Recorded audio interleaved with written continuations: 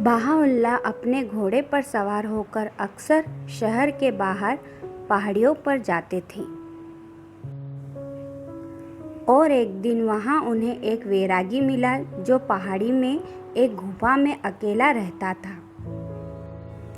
जब वैरागी ने बहाउल्लाह को देखा तो वह उनके चरणों में गिरकर बोला, हे मेरे स्वामी, मैं एक गरीब आदमी हूँ जो पास की गुफा में अकेला रहता हूँ,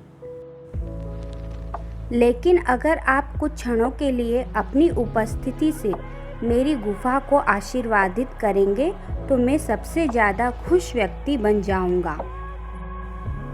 बहाउल्लाह को गरीब वैरागी के प्रति बहुत प्रेम महसूस हुआ और वह उसके पीछे उसकी गुफा तक गए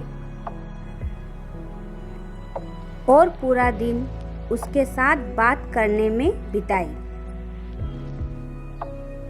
जब संध्या हुई तो वैरागी चिंतित होने लगा क्योंकि उसके पास बहाउल्लाह को देने के लिए कोई खास भोजन नहीं था। आखिर में उसने बहाउल्लाह को बताया कि उसे क्या परेशान कर रहा है। बहाउल्लाह ने उससे कहा कि वह चिंता न करे और उसके पास जो भी भोजन है उसे लाए। आदमी ने थोड़ा सूखा मांस, कुछ काली जौ की रोटी और पास के झरने से पानी लाया। उन्होंने एक साथ इस साधारण भोजन का आनंद लिया। बहाउल्लाह को वह वैरागी इतना प्रिय लगा कि वह चट्टानों में उस गुफा में 3 दिन तक रहे। 3 दिनों के अंत में उन्होंने कहा कि उन्हें पहले इतना आरामदायक कभी महसूस नहीं हुआ और न ही उनका पहले ऐसा स्वागत हुआ था। भले ही कुर्सियां न थी और न ही सोने के लिए बिस्तर,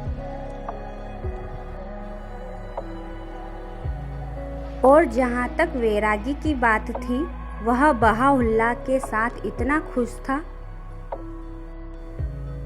कि उसने जो कुछ भी बहाउल्लाह के साथ खाया उसे वह अधिक स्वादिष्ट लगा।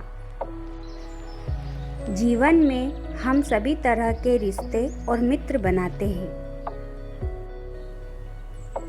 कुछ की जड़ें गहरी होती है, अन्य उथली होती है। कुछ में अर्थ होता है और कुछ अभी भी सतही होती है। वैरागी की कहानी एक प्रेरणादायक चिंतन है कि कैसे जब मित्रता सच्ची और वास्तविक होती है तो भौतिक अभाव और असुविधाजनक स्थिति में भी आनंद तेजस्वी होकर चमक सकता है। और इसलिए यह जानकर हमें चिंतन करने की ज़रूरत है कि क्या हमारे संबंधों में खुशी केवल भौतिक आराम, बिताए गए अच्छे समय और भौतिकवाद पर निर्भर है,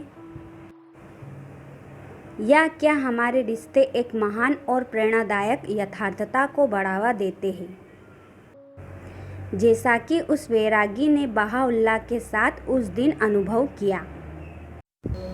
यह बहाई इंस्पिरेशन की एक रचना है। चिंतन करें और प्रेरित हो।